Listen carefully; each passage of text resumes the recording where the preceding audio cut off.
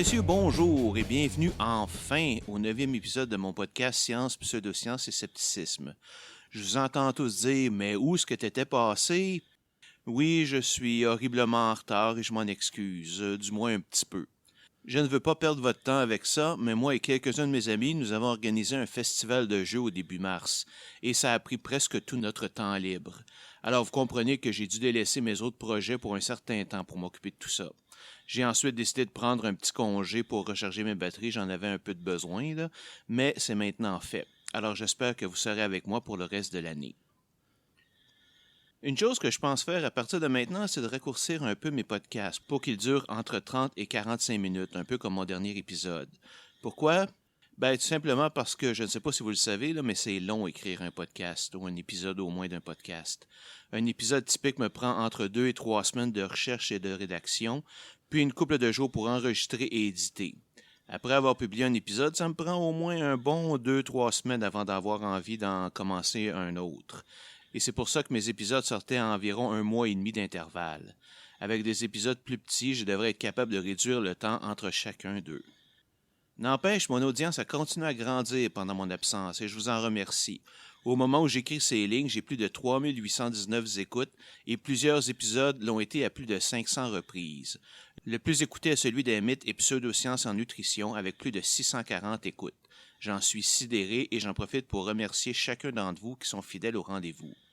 Pour être honnête, c'est beaucoup plus facile de se motiver à passer des heures et des heures en recherche et rédaction quand on a une audience intéressée avec qui partager le résultat. Je vous invite également à aimer et suivre ma page Facebook, qui a le même titre que le podcast, et à m'y faire part de vos commentaires et suggestions. Vous noterez également que j'ai commencé à y mettre des liens et contenus concernant des sujets sur la science, la pseudoscience et le scepticisme depuis le début de l'année et je compte bien continuer. Bon, assez pour les réminiscences. Il est maintenant temps de passer au sujet d'aujourd'hui. Alors, de quoi parle-t-on? De qui? De quoi? De qui? Pardon? De qui, j'ai dit? Pas dans le sens de la question, là, mais de l'énergie mystique qui gouverne soi-disant toute vie et même la réalité dans son ensemble. On la connaît sous d'autres noms comme la force vitale ou l'énergie vitale ou quelque chose du genre. Ne vous en faites pas, c'est la même chose. Il permettrait même à quelqu'un qui le maîtrise de faire des miracles, paraît-il. Nous verrons dans cet exposé que cette supposée force n'est que pure invention et nous allons examiner 3 pseudosciences qui sont basées sur ce concept, le Reiki, les arts martiaux mystiques et le Feng Shui.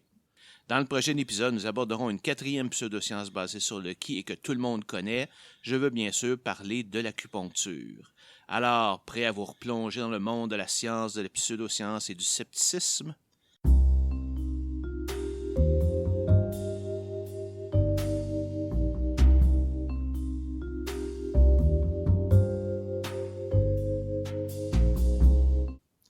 L'idée d'une énergie vitale qui est à l'origine de toute vie est un concept qui remonte aux origines de l'humanité et qui est présent dans plusieurs cultures. La forme la plus connue est ce qu'on appelle le Qi, que vous l'appeliez K-I ou Q-I ou C-H-I, c'est toute la même chose. Le Qi nous vient d'Asie, principalement de la Chine ancienne, et est à la base de ce qu'on appelle la médecine chinoise traditionnelle. Il est difficile de donner une définition précise du Qi, car comme personne ne peut le mesurer, pour de très bonnes raisons évidemment, son existence tient plus de la philosophie que de la médecine. Et bien que je n'ai rien contre la philosophie, ce n'est pas sa place de parler de médecine. Le résultat est qu'il y a plein de définitions du Qi et de ses effets, souvent contradictoires et dépendant du philosophe. En gros, le Qi est supposé être un genre d'énergie qui enveloppe toute vie. Le flot de cette énergie dans notre corps et le monde qui nous entoure est ce qui nous permettrait de former une unité cohésive et fonctionnelle. Autrement dit, c'est le Qi qui nous permettrait de vivre comme un être vivant entier. En comprenant son rythme et ses flux, on est supposé de pouvoir trouver la stabilité, la longévité et la prospérité. Une notion très importante de cette philosophie est que le Qi peut être contrôlé par l'humain possédant une volonté suffisamment forte. Le Qi d'une telle personne peut même s'étendre au-delà de son corps pour influencer l'univers qui l'entoure. De plus, il peut être augmenté par des exercices précis et une valeur morale exemplaire. De même, il peut être diminué par des forces externes et malicieuses. Toute ressemblance avec ce qui s'est passé il y a très très longtemps dans une galaxie très très lointaine est purement intentionnelle, car le Qi est l'inspiration directe de la Force, et George Lucas a d'ailleurs basé son premier Star Wars sur le film de samouraï Hidden Fortress d'Akira Kurosawa. La notion de ki est très vague car malgré les nombreux concepts proposés pour expliquer son rôle, personne ne donne une définition précise de ce que c'est cette mystérieuse énergie. Il a fallu attendre l'arrivée de ce qu'on appelle la médecine chinoise traditionnelle ou MCT pour avoir une vue un peu plus précise du rôle du ki dans notre santé. La MCT part du principe que le ki circule dans notre corps par des canaux de communication. Je ne perdrai pas de temps à vous expliquer tout ça en détail, ce serait trop long, mais sachez qu'il s'agit d'un ensemble de 361 points précis sur le corps qu'on appelle des méridiens, dont l'équilibre est essentiel pour notre santé. Dans la médecine chinoise traditionnelle, les maladies sont causées par une disruption, un blocage ou un débalancement du flot de notre ki entre nos méridiens, ou une déficience ou débalancement de notre ki dans nos organes principaux, c'est-à-dire le cœur, les poumons, les reins, le foie, la rate, le côlon, l'intestin grêle, l'estomac, la vésicule biliaire et la vessie. Il serait aussi possible de créer un champ de ki appelé Chu-Chong. Je ne sais pas si je le prononce comme il faut, probablement pas. C'est-à-dire un champ d'énergie créé par un groupe de personnes pour fin de guérison ou autre effet positif. Ce champ est supposément être produit par visualisation et affirmation, c'est-à-dire qu'on imagine l'effet bénéfique recherché et on se convainc qu'on va y arriver. Ce concept de ki, ou quelque chose de très approchant, est utilisé par les guérisseurs de toutes sortes, et aussi par exemple dans le concept du secret. De même, la manipulation du ki pourrait expliquer tous les phénomènes paranormaux comme la télékinésie, la télépathie, la clairvoyance, etc. Il y a cependant un gros problème avec le ki, c'est que malgré toutes nos connaissances et toute notre technologie, nous sommes incapables de le détecter.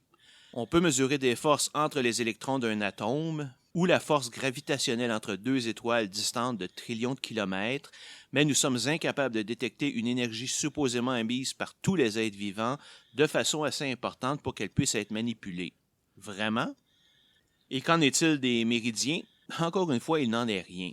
Contrairement à l'ancien temps où on ne comprenait pas comment le corps fonctionnait et qu'on pouvait inventer toutes sortes de concepts farfelus, nous savons aujourd'hui, en gros évidemment, comment le corps fonctionne. Et dans cette connaissance, l'idée de méridien est simplement sans aucun fondement, il n'existe pas. Le ki n'a donc aucune existence scientifique reconnue. C'est la même idée que le dragon invisible, inodore et immatériel qui vit dans mon garage, que j'utilise souvent. Et d'ailleurs, je n'ai pas de garage, soit dit en passant. La seule preuve qu'il existe est que moi, je suis persuadé qu'il existe. Désolé, mais ça devrait vous en prendre un peu plus pour vous convaincre. Ce qu'il faut comprendre avec la médecine chinoise traditionnelle, c'est qu'elle est vue comme un trésor national et utilisée beaucoup plus comme objet de fierté et d'outil de propagation de la culture chinoise que comme une médecine qui fonctionne. Mao Zedong a lui-même fortement encouragé son unification et son utilisation, bien qu'il ne croyait pas à ses effets. Le dernier exemple de cela est qu'en décembre 2016, la Chine a passé une loi forçant l'intégration de la MCT avec la médecine moderne par l'obligation de créer des centres de MCT dans tous les établissements de santé publique et d'aide à la petite enfance. Évidemment, il s'agit ici d'une décision politique sur laquelle les vrais docteurs n'ont eu aucun mot à dire. Sans compter évidemment sur les avantages économiques pour le gouvernement chinois, alors que les industries de la MCT ont fait un chiffre d'affaires de plus de 114 milliards de dollars en 2015. À cela, c'est sûr que certains vont répondre que les compagnies pharmaceutiques américaines et européennes en font autant, sinon beaucoup plus encore, mais au moins ils vendent de vrais médicaments. On en prescrit probablement trop, mais ça, c'est une autre question. Un des arguments avancés pour l'acceptation de la MCT est le prix Nobel reçu par Tu Youyou en 2015 pour son travail contre la malaria basé sur la plante artémisinine. Le problème est que la médecine traditionnelle chinoise repose sur l'utilisation de milliers d'herbes de toutes sortes pour supposément rétablir le flot de ki.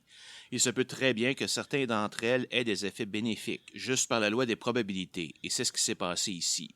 Mais ils oublient évidemment de mentionner que pour chaque plante qui a des effets, il y en a des centaines, voire des milliers dans la médecine chinoise traditionnelle qui n'en ont pas. Une horloge brisée indique quand même la bonne heure 2 fois par jour, après tout. Le problème avec juste le ki est qu'il n'y a pas grand-chose à discréditer car ces supposés bénéfices ne sont pas vraiment observables.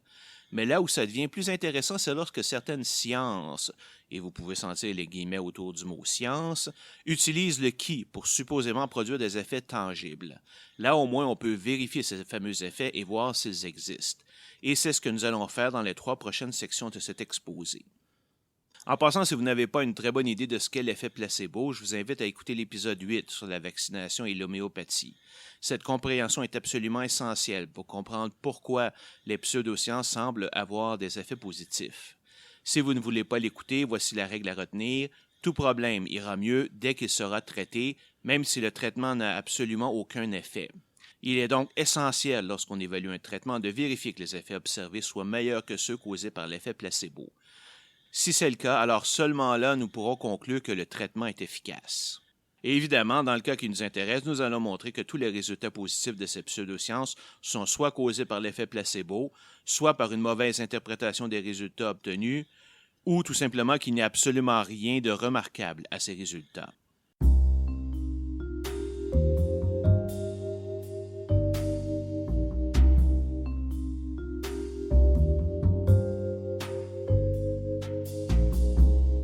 J'ai été un peu surpris quand j'ai découvert ce qu'est le Reiki. Je m'attendais à trouver une manipulation du ki par un genre de massage, un peu comme pour la chiropratique. Pas du tout. En fait, le Reiki est un simple principe de transfert d'énergie du pratiquant vers le patient en utilisant une méthode de transmission par les paumes des mains. Le Reiki a été développé en 1922 par Mikao Usui, un moine bouddhiste japonais bien connu pour ses guérisons, qui l'aurait enseigné à plus de 2000 personnes, du moins selon ce qui est écrit sur sa pierre tombale. Le principe du Reiki est très semblable à d'autres méthodes occidentales, comme l'imposition des mains et le toucher thérapeutique. Le but du Reiki est de soulager les souffrances physiques et mentales et d'apporter une paix intérieure. Un objectif très louable, on s'entend bien. Il enseigne principalement aux pratiquants comment canaliser le ki qui nous entoure dans le corps d'une personne souffrante. Le pratiquant n'a qu'à toucher avec ses paumes la zone problématique du patient et à se concentrer très fort et hop, celui-ci est guéri. Non, ce n'est pas vrai. Il faut aussi tracer ou visualiser un ensemble de symboles. En japonais, évidemment, le ki ne comprend pas d'autres langues. En comparaison, la chiropratique a au moins l'apparence de faire un traitement, même si on peut fortement douter de son efficacité. Comme pour tout art mystique, il y a plusieurs courants dans le Reiki et pour chaque courant, il existe plusieurs niveaux de maîtrise. Lors du passage de chaque niveau, le maître exécute un rituel initiatique et enseigne les symboles appropriés aux étudiants. Si vous voulez avoir une idée de ce qui s'est enseigné à chaque niveau, je vous invite à visiter le site français de Wikipédia. Selon le site du Centre de référence Reiki du Québec, il existe au moins 7 types différents de Reiki et tous y sont enseignés. Pour chaque type, il y a 4 cours d'un jour offerts dont le prix varie entre 150 et 400 $. Donc, en seulement 4 jours et moyennant des frais d'environ 1000 $, n'importe qui peut devenir un maître Reiki. De quoi nous rassurer sur la qualité des pratiquants, qui peuvent ensuite charger plus de 40 $ par heure et souvent bien plus pour un massage Reiki. Le Reiki a connu une explosion de popularité dans les dernières 15 années, tout comme d'autres pseudosciences comme l'homéopathie. Certains hôpitaux réputés, comme le Centre de médecine de la clinique de Cleveland, offrent même ouvertement des traitements de Reiki pour lutter contre le cancer. Parmi les effets listés, on peut trouver les suivants. Diminution des symptômes et effets secondaires de traitements traditionnels, fonctionne pour tout type physique de guérison, détoxifie le corps, soulage la douleur, stimule la guérison des os et des tissus après une blessure ou une chirurgie, et stimule le système immunitaire du corps humain. Si vous êtes comme moi, la fibre pseudoscience devrait vous vibrer à ce moment-ci. Au moins 2 de ces affirmations, la détoxification et la stimulation du système immunitaire, sont des concepts pseudo-scientifiques. Notre corps n'emmagasine pas de toxines et notre système immunitaire fonctionne toujours à plein régime. 2 autres effets sont totalement subjectifs, c'est-à-dire la diminution des symptômes et d'effets secondaires, et bien sûr la diminution de la douleur.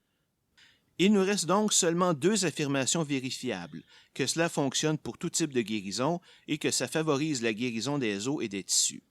Or, plusieurs études montrent que ces effets sont inexistants. Une méta-étude en 2008 de l'Université d'Exeter montre que toutes les études semblant prouver l'efficacité du Reiki sont de mauvaise qualité et on ne peut donc croire le résultat. Une méta-étude de Lee, Pitler et Ernst de 2008, analysant les résultats de dizaines d'études cliniques, montre qu'il n'y a aucune évidence suggérant que le Reiki est un traitement efficace, peu importe la condition.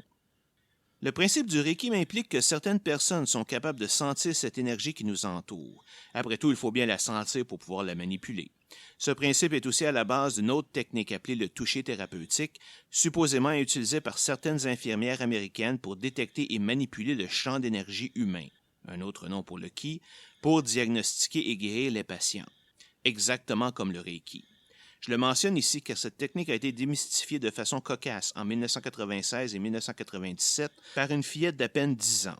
Celle-ci, qui se nomme Émilie Rosa, a en effet mis au point une expérience pendant sa 4e année, durant laquelle un groupe de personnes disant avoir ce talent de toucher thérapeutique était assise à une table, les bras passés à travers un écran opaque.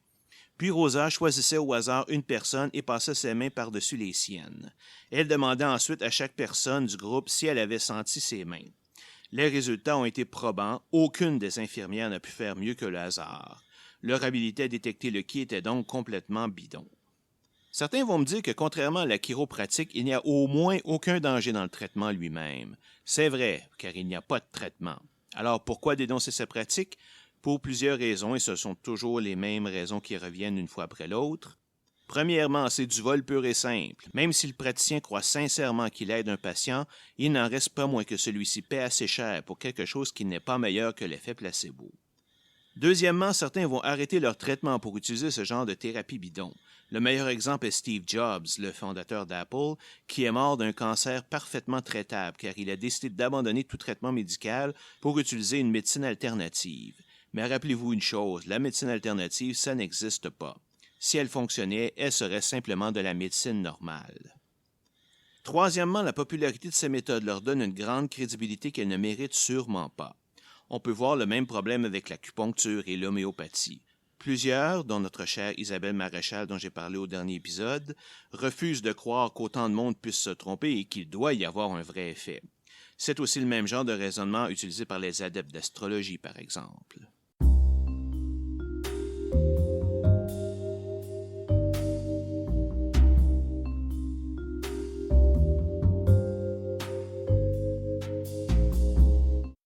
Abordons maintenant le domaine des arts martiaux. Premièrement, disons simplement que je n'ai rien contre les arts martiaux en termes d'entraînement ou pour nous apprendre comment se défendre. Mon problème est lorsque ces praticiens déclarent qu'ils confèrent des pouvoirs spéciaux, comme faire tomber des gens à distance ou paralyser un adversaire avec un simple toucher. Évidemment, quand on parle d'arts martiaux, on pense immédiatement à ceux venant du Japon et de la Chine, comme le karaté, le judo, le kung-fu, le tai chi. Mais si on considère un art martial comme un simple ensemble de techniques pour apprendre à se battre, alors chaque culture a ses propres arts martiaux. Qu'on pense à la savate en France, au Krav Maga israélien ou à la capoeira brésilienne. Et plusieurs de ces arts clament pouvoir impartir des pouvoirs surhumains à leurs praticiens.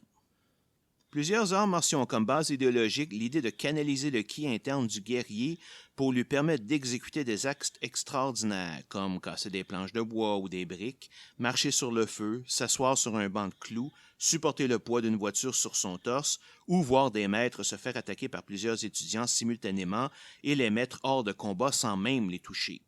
Et il y en a plein d'autres, mais évidemment il faut juste se limiter un peu. La question n'est pas de savoir si le contrôle du ki permet de faire ces actes. Après tout, vous pouvez en trouver plein d'exemples sur YouTube. La vraie question est de savoir si ce sont vraiment des actes aussi extraordinaires qu'on le prétend. Et c'est là, évidemment, que tout s'effondre. Lorsque vous voyez quelqu'un accomplir ces actes, il vous faut comprendre qu'ils le font dans des circonstances complètement contrôlées. La brique doit être bien stable et dans le bon sens, le grain de la planche doit être dans le bon sens également, et le pratiquant frapper exactement au milieu. N'importe qui peut marcher sur des cendres ou s'asseoir sur un banc de clous, à condition d'y aller tranquillement. Quelqu'un de fort peut supporter le poids d'une voiture à condition qu'on la dépose très lentement, et c'est facile de maîtriser un paquet d'étudiants qui veulent être maîtrisés, et ainsi de suite. Ces exploits disparaissent complètement quand on ne permet pas à ces praticiens de contrôler les circonstances. Je vais discuter plus loin de chacun des actes que j'ai mentionnés, mais j'aimerais vous donner immédiatement un petit exemple que vous pouvez retrouver sur YouTube, alors que James Randi a discrédité un adepte du Qigong, James Heydrich, à la télévision. Heydrich prétendait pouvoir faire tourner les pages d'un annuaire téléphonique posé sur une table sans le toucher d'aucune façon, juste avec son esprit, ce qu'on appelle la télékinésie. Et il en a même fait la démonstration live.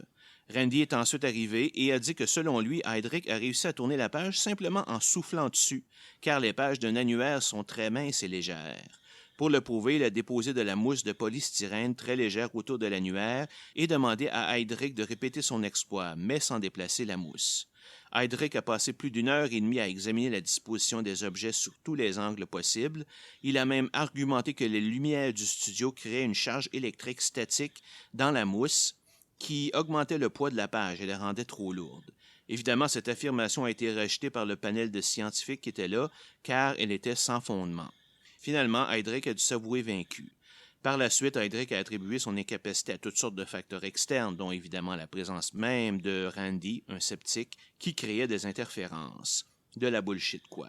D'ailleurs, Heydrich a finalement admis en 1981 que c'était bien un truc qu'il avait appris en prison, et non auprès d'un maître chinois.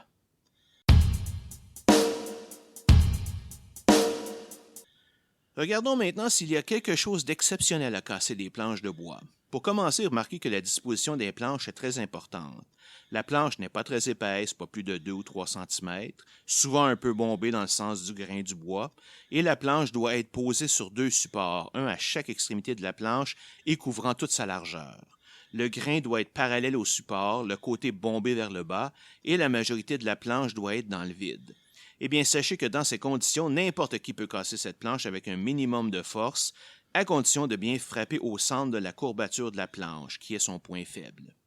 Des gens plus expérimentés peuvent casser plusieurs planches d'un seul coup, mais remarquez qu'elles sont toutes disposées de façon identique, une par-dessus l'autre, et qu'il y a un espace entre chaque planche pour lui permettre de s'ouvrir lorsqu'elle casse, ce qui permet à une partie de la force de se transmettre à la planche en dessous. Si les planches étaient simplement empilées les unes sur les autres, cela reviendrait à casser une seule planche très épaisse, et ça, personne ne peut le faire. Oui, casser 4, 5 ou même 6 planches demande une bonne force et une bonne coordination, mais rien d'extraordinaire là-dedans quand même. Casser des briques est plus difficile, mais c'est essentiellement le même concept. Toutes les briques doivent être bien alignées, déposées sur des supports très éloignés du centre de la brique, et vous devez frapper exactement au milieu. De plus, un aspect important est que vous devez frapper avec tout votre bras et non pas juste votre main, et vous ne devez pas le retenir. Oui, c'est plus impressionnant qu'une planche de bois, mais les gens ont tendance à considérer la brique comme plus dure qu'elle ne l'est vraiment. En fait, vous n'avez qu'à laisser tomber une brique sur une surface dure et il y a de bonnes chances qu'elle se fracture, surtout si elle tombe sur un de ses points faibles. Et évidemment, les casseurs de briques visent toujours ces points faibles.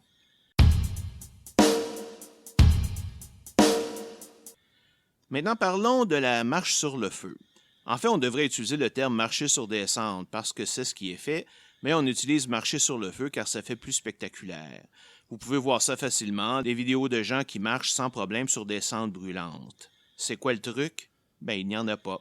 Simplement, la cendre n'est pas très conductive, c'est-à-dire qu'elle ne laisse pas bien passer la chaleur.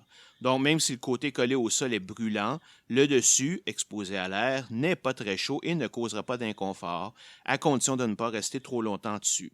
Il suffit donc d'éviter le côté rouge des cendres et de se presser un petit peu, et tout le monde peut marcher sur le feu.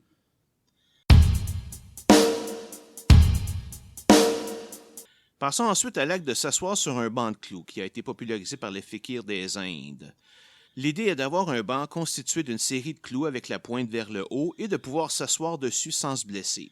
Ici aussi, malheureusement, il n'y a aucune magie, même pas un truc. Imaginons que mon banc n'a qu'un seul clou et que j'y pose un doigt. Il ne se passera rien car mon doigt n'est pas assez lourd et ne génère donc pas une force suffisante sur le clou pour percer la peau. Si je m'assois ensuite sur ce clou, alors là, le poids sera amplement suffisant et je m'enfoncerai le clou dans le derrière. Aïe aïe. Mais lorsqu'il y a plusieurs clous, ce qui est important n'est pas le poids total que j'y dépose, mais le poids moyen appliqué sur chacun des clous individuellement. Pour le calculer, je n'ai qu'à diviser mon poids total par le nombre de clous que je couvre, et si le poids moyen par clou est suffisamment bas, je ne percerai pas ma peau. Et évidemment, plus j'ajoute des clous, plus le banc est capable de supporter un poids lourd. De plus, je peux vous garantir que les clous utilisés sont en général assez larges, avec une pointe qui n'est pas très affilée, ce qui demande encore un plus grand poids pour briser la peau. Donc, aucun exploit là-dedans, juste de la physique tout à fait normale. J'aimerais faire un petit aparté ici, car ce principe est le même utilisé par des personnes comme Uri Geller, qui déclarait que lui et quelques-uns de ses partenaires étaient capables de soulever quelqu'un juste en utilisant leur pouce. Et oui, ça fonctionne. Évidemment, pour une personne normale, un pouce est généralement capable de soulever entre 10, 15 et même 20 livres.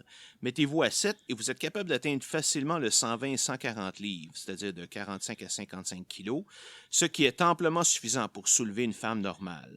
Ajoutez des techniques pour que les porteurs se soutiennent entre eux et vous pourrez facilement soulever un homme de 180 livres ou 80 kilos. Rien de spécial là-dedans non plus.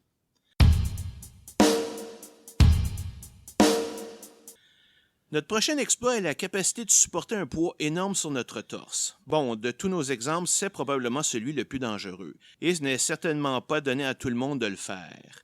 Mais est-ce que ceux qui sont capables de le faire le sont parce qu'ils savent manipuler leur ki ou simplement parce qu'ils sont forts et résistants? Si c'était vraiment à cause du ki, la masse du praticien ne devrait pas avoir d'effet, ou du moins très peu. Mais regardez ceux qui le font, ce sont tous des hommes généralement, et tous très solidement bâtis. De plus, l'opération est soigneusement contrôlée pour déposer le poids très doucement et de manière à le répartir de la façon la plus égale possible. Lorsqu'on dépose lentement un poids sur quelqu'un, on s'assure aussi de diminuer l'impact entre l'objet et le corps, ce qui est le plus grand danger lors de ce genre d'opération.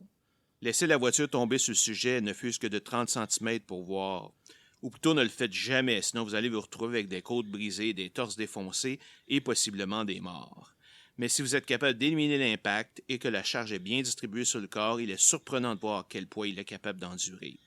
Et faites aussi attention à la manière dont les objets sont disposés, car souvent ce n'est qu'une roue de la voiture qui est déposée sur le torse, alors que les autres sont au sol ou sur d'autres supports. Cela divise donc par 4 le poids qui est appliqué et rend l'acte presque trivial.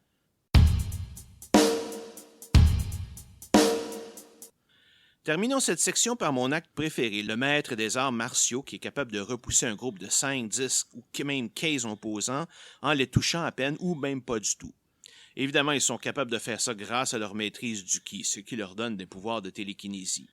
Sauf que ce pouvoir est très faible, car il ne fonctionne apparemment que sur des gens qui croient en lui. Un pouvoir digne d'apparaître dans la comédie Mystery Man, à côté d'autres pouvoirs utiles comme être invisible seulement lorsque personne ne nous regarde. Car sur les vidéos qui semblent démontrer cette habilité, tous les assaillants sont en fait des étudiants du maître, complètement convaincus de l'existence de ces pouvoirs. Comme des personnes sous hypnose, ils jouent simplement le jeu. Un petit mouvement du maître et ils se jettent au sol avec 2 ou 3 pirouettes. Je veux même leur donner le bénéfice du doute et dire que c'est probablement inconscient.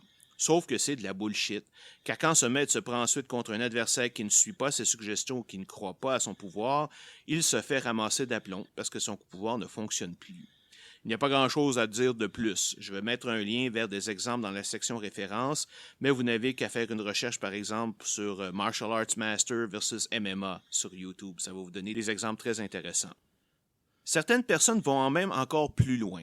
En 2010, un maître tantrique indien, Pandit Surinder Sharma, a déclaré publiquement pouvoir tuer quelqu'un juste par la force de son esprit. Sanal Edamaruku, un sceptique indien, en a finalement eu assez et l'a mis au défi de le tuer en direct à la télévision publique. De façon surprenante, Sharma a accepté. Peut-être pensait-il qu'Edamaruku se désisterait, ou peut-être pensait-il qu'il avait effectivement ce pouvoir. Évidemment, ça a été un fiasco complet, et on peut voir sur les vidéos Edamaruku se moquer ouvertement des simagrées de son tueur potentiel. Vous trouverez l'adresse des vidéos sur YouTube dans les références de cet épisode. Malheureusement, Edamaruku a dû s'enfuir des Indes en 2012 après avoir été accusé de blasphème par l'Église catholique, un crime très grave aux Indes. Oui, cette chère Église catholique que l'on connaît si bien, et ce pour avoir exposé comme fraude un supposé miracle de pied de statue suintant de l'eau. En fait de miracle, on a déjà fait mieux, non?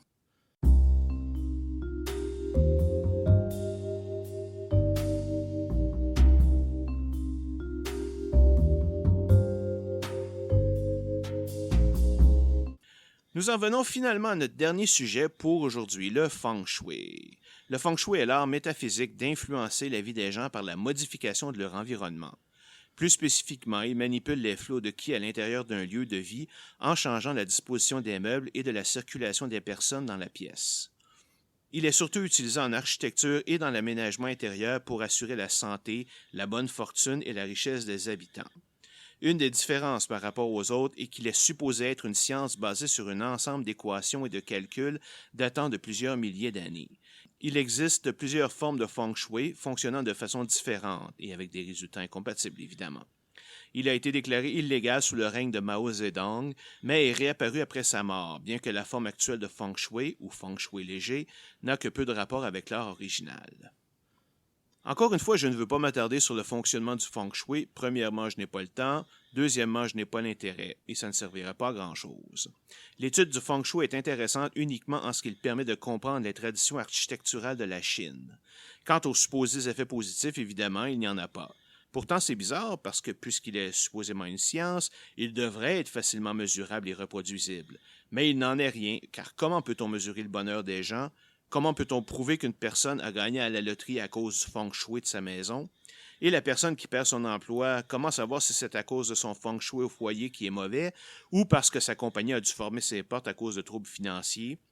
Ah, mais peut-être que la maison du président n'avait pas un bon feng shui, elle. Et comme c'est lui le boss, son mauvais feng shui est plus important que votre bon feng shui. De même, est-ce qu'avoir un bon feng shui va vous rendre immunisé contre la grippe? Non. Contre un accident de voiture, peut-être? Non plus. Alors, comment peut-on prouver que le feng shui fonctionne? Et évidemment, on ne le peut pas. Et en fait, il n'y a aucune raison de penser que le feng shui a un effet quelconque sur votre vie. Rappelez-vous qu'une anecdote personnelle ne veut rien dire, surtout si elle peut très bien être l'effet du hasard. Le feng shui peut peut-être vous aider à bien disposer les meubles dans votre maison, mais c'est à peu près tout. À part le fait qu'il ne fonctionne pas, le feng shui est relativement inoffensif par lui-même. Il ne s'agit pas d'une méthode de guérison bidon ou ne vous blessera pas, à moins de vous cogner une orteille contre un meuble à la mauvaise place. Par contre, ces praticiens sont pour la plupart des charlatans uniquement dans le business pour exploiter la crédulité des gens. Plusieurs de ces experts, et bien sûr n'importe qui peut se déclarer un expert, sont des consultants qui viennent améliorer le qui de votre maison contre rémunération. Ils chargent en général au mètre carré, souvent vous vendent de la pacotille à grand prix et causent souvent le bordel chez vous. Un des exemples les plus frappants est lors de l'émission Bullshit sur le Feng Shui, où 3 consultants ont été appelés à tour de rôle à réorganiser la même maison en fonction de leur méthode. La maison était remise à son état initial avant chaque visite. Chaque consultation a été filmée et c'était tellement drôle de voir ces 3 imbéciles se contredire de façon si évidente. Chacun décrivait le flot de ki d'une façon différente, déplaçait les meubles à des places différentes. Une disait que la chambre était disposée parfaitement alors que l'autre disait que c'était dangereux et qu'il fallait déplacer le lit de l'autre côté, etc. Quand on leur demandait de décrire ce qu'était le feng shui, ils se rabattaient tous sur des définitions extrêmement vagues d'énergie qui coule autour de nous. Un des consultants avait même amené une petite fontaine super cheap qui avait probablement pas coûté plus que 30$ et qui faisait un bruit d'enfer, et il voulait le vendre au propriétaire pour plusieurs centaines de dollars. Alors, qu'est-ce qu'on peut dire du feng shui? Que c'est un concept intéressant qui n'a aucune base scientifique. Les gens décident d'y croire simplement parce que c'est cool et qu'ils veulent y croire, comme un paquet d'autres choses. Il a le mérite au moins de ne pas causer trop de tort, sauf peut-être pour votre portefeuille. Une chose intéressante que j'ai vue dans ma quête d'articles sur le feng shui est qu'il y a beaucoup de pratiquants qui clament que leur forme particulière de feng shui est la bonne et que les autres formes ne sont que des bobards. Donc, si le feng shui ne fonctionne pas pour vous, c'est de votre faute, car vous n'avez pas utilisé la bonne forme. C'est un peu la même chose que quelqu'un qui donne de l'argent à un preacher américain. Quand celui-ci se fait ensuite pincer pour fraude, cette personne réalise qu'il est une crapule et décide plutôt d'envoyer son argent à cet autre preacher qui, lui, est honnête. Cela ne lui vient même pas à l'esprit que tous les preachers peuvent être des crapules.